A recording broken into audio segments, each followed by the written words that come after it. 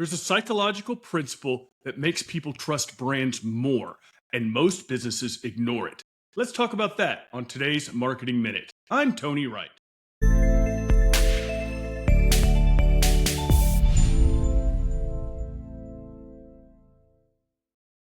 Okay, it's called the Pratfall Effect, and it proves that admitting small flaws can actually make a brand more likable. Okay, let's think about brands like Domino's. They publicly admitted that their old pizza wasn't good, and they showed how they fixed it.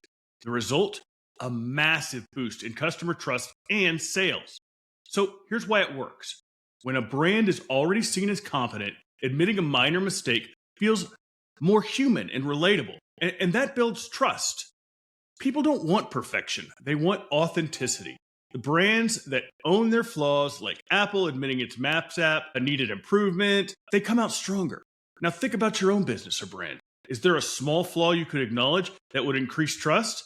Let me know in the comments. Personally, my flaw? Well, probably these videos not being as perfect as I want them to be. But one of my strengths is that I'm really okay with showing you guys my mistakes. Thanks. I'm Tony Wright, and this has been your Marketing Minute.